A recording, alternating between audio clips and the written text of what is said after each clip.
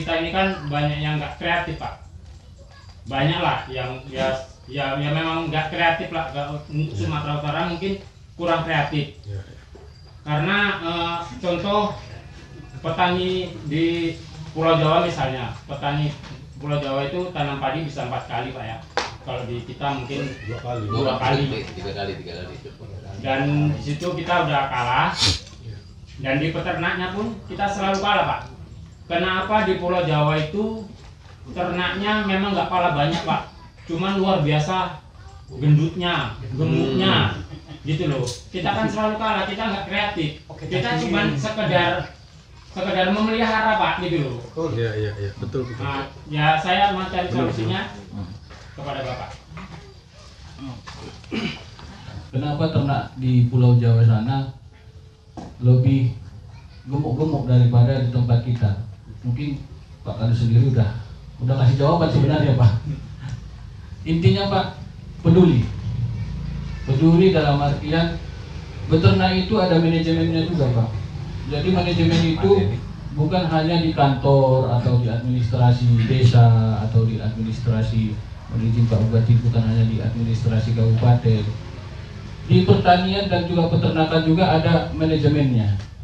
Nah, termasuklah itu manajemen pakan, manajemen genetik, manajemen kesehatan hewan.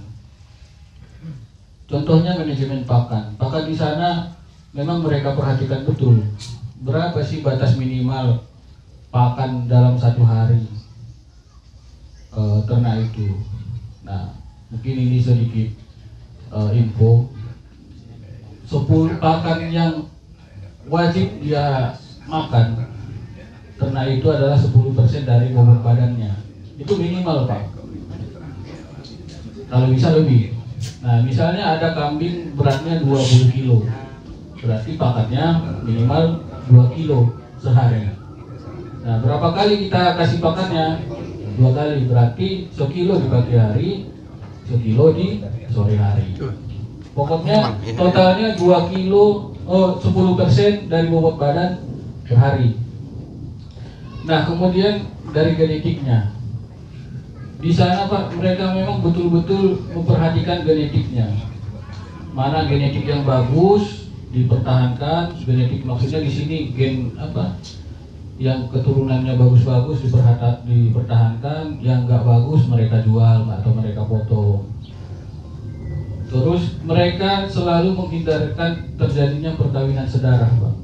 Atau mungkin di daerah kita mungkin masih sering terjadi perkawinan sedarah di ternak itu.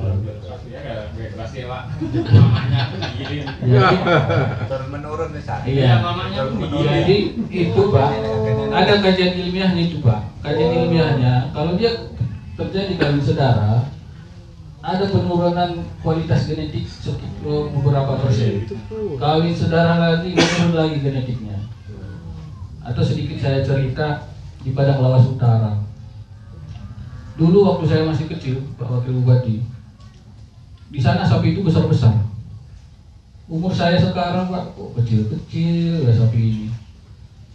Saya kuliah, saya dapat ilmunya. Oh iya ya, jantannya itu aja terus. Kalau nggak anaknya, cucunya lagi yang ngawinin dia. Atau bapaknya dikawininya lagi anaknya, dikawinilah lagi cucunya. Nah, kalau di Jawa di Pulau Jawa sana Pak, itu mereka hindari kejadian kayak gitu Pak. Malah mereka datangkan kambing atau domba yang memang kualitas genetik. Mungkin tadi cerita juga sama Pak Sekretaris, ada yang harganya 30 juta, ada yang harganya 100 juta satu ekor, ada 400 juta. Itu kalau dihitung daging mahal Pak. Tapi kalau dihitung genetik murah. Berapa anak yang dihasilkan? Taruhlah kita bilang 100 anak yang dihasilkan, dia harganya 400 juta, 130 juta lah kita bilang domba Dorper yang sudah masuk ke Indonesia. Dia harganya 30 juta, menghasilkan anak 100 ekor. Ini nggak seberapa harga yang 30 juta ini kalau udah dibandingkan anak yang dihasilkan ini. Nah, kemudian masalah manajemen pakan, terpasti itu manajemen pakan, manajemen kesehatan hewan lah misalnya. Kalau di sana Pak rutin obat cacing sekali 3 bulan atau sekali 4 bulan, dia rutin dikasih Pak. Awak aja nggak makan. Terus sekali. Dia rutin Pak. Makanya orang kita kan kurang kreatif Pak. Bukan kurang kreatif Pak, kurang peduli Pak. Kurang ilmunya Pak, kurang ilmunya Pak. Kurang peduli. Kemudian vitamin sekali sebulan. Nah itulah mungkin ini sedikit ambil kesempatan lah Bang Fadli ya. Jadi mirip dengan HKTI, tapi kalau saya buat dalam hal penyampaian informasi. Nah, yang saya ajak ini adalah mungkin yang berusia, kalau yang saya lihat datanya, data YouTube itu sebagian besar berusia maksimal 45 tahun. Yang 45 tahun ke 60 ada beberapa persen.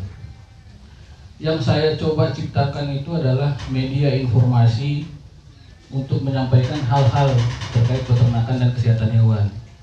Saya buatlah YouTube. Kalau yang dibilang orang saya YouTuber Pak, cuman masih YouTuber abal-abal Pak. Jadi saya coba itu diniatkan untuk meluruskan informasi-informasi, misalnya terkait PMK, katanya PMK bisa membuat kematian sehingga harganya jatuh. Saya buatlah video, PMK tidak berbahaya dan angka kematiannya 1%. Jangan jual murah sapinya karena sapinya masih bisa diobati. Ini mungkin nggak kejadian ya di Bapak Ibu. Ada istilahnya agen-agen nakal yang kita bilang. Dia menyampaikan informasi PMK itu tidak bisa diobati. PMK itu bisa membuat mati. Padahal PMK itu bisa diobati dan angka kematiannya pun cuma 1%. Tujuannya tidak lain dan tidak bukan adalah usaha agar menurunkan harga, misalnya harga sapinya 10 juta jadi ditawarnya jadi 2 juta. Kalau harganya 10 juta ditawarnya dikasihnya info-info yang nggak benar, diturunkannya harganya 2 juta, 3 juta. Akhirnya kan makanya yang PMK ini sebenarnya yang berbahaya informasinya, info hoaxnya. Makanya saya buatlah YouTube.